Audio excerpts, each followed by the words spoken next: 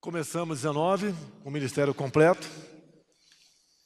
Lamentavelmente, no corrente ano, fomos, juntamente com o mundo, surpreendidos com o vírus e desafios apareceram. Eu não sou palpiteiro, eu converso com os meus ministros e, na maioria das vezes, de forma reservada, onde nós procuramos nos acertar.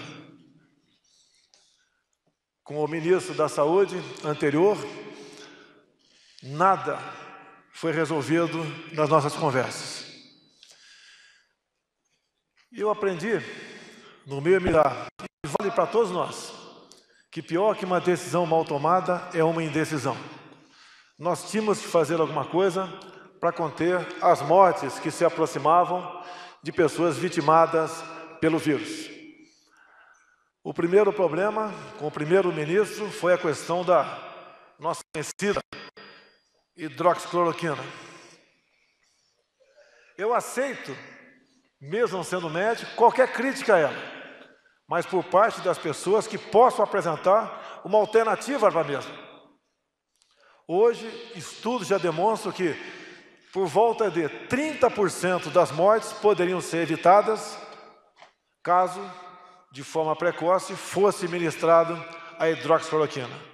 A decisão não foi da minha cabeça. Resolvi apostar, como se fosse um jogador. Com Ernesto Araújo, conversamos com alguns embaixadores do mundo todo. Porque na África o número de mortes era pequeno naquela época. A Anvisa americana, a FDA, estudava isso aqui. Se não tivesse um mínimo de indício, não ia estudar. Acredito que nós ousamos.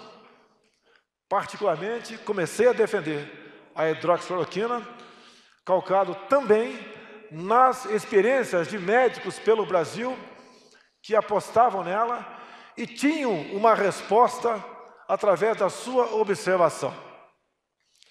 Não consegui impor ou propor a sugestão ao então ministro da Saúde de retirar do protocolo que o tratamento com a hidroxicloroquina deveria ser ministrado apenas quando o paciente estivesse em estado grave. Nada mais justo, nada mais sagrado, nada mais legal do que um médico na ponta da linha decidir o que vai aplicar em seu paciente na ausência de um remédio.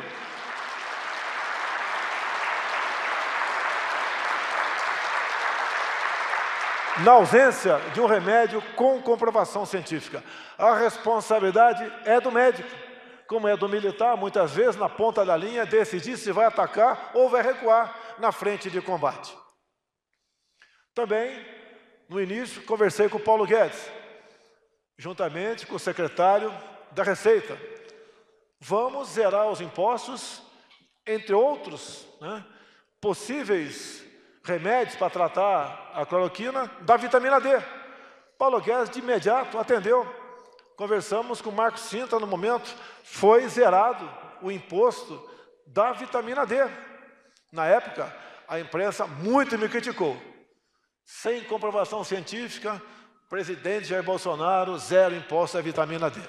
Fiquei feliz que, nessa semana, vocês reconheceram, não falaram meu nome, mas reconheceram que nós estávamos certos no passado. Desde o começo também, onde fui muito criticado, na primeira manifestação, na primeira vez que ocupei o espaço à noite para externar a nossa posição, a nossa preocupação e o que achávamos do vírus. Disse naquele momento, onde eu fui duramente criticado, prezado Paulo Guedes, que tínhamos dois problemas pela frente, o vírus e o desemprego, e que ambos deveriam ser tratados com a mesma responsabilidade e de forma simultânea. Quero cumprimentar a equipe econômica desse ministro Paulo Guedes, que tomou uma série de medidas para conter os empregos no Brasil. Parabéns, Paulo Guedes, parabéns à nossa equipe de ministros. Também naquela época já podíamos falar a quem realmente, uma vez infectado pelo vírus, ele poderia agravar a situação daquela pessoa. E falamos naquele momento, também via alguns estudos pelo mundo, que as crianças, os jovens, em especial os abaixo de 40 anos, uma vez acometido pelo vírus, a chance de partirem para a letalidade era próxima de zero.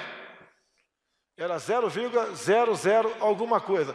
Não tínhamos por que fechar as escolas, mas as medidas restritivas não estavam mais nas mãos da Presidência da República ou do nosso governo como um todo.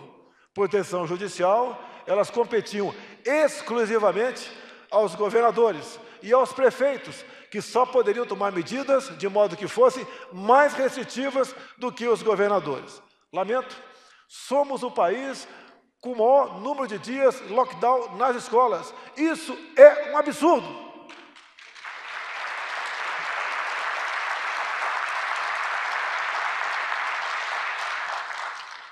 Também falamos sobre o fechamento do comércio.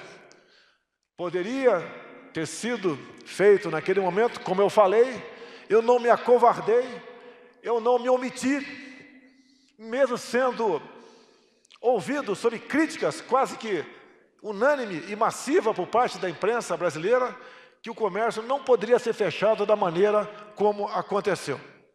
Também falamos na época que essa política de isolamento do fique em casa, a economia a gente vê depois, levaria ao aumento da violência doméstica, abuso de crianças, violência contra a mulher, também suicídio.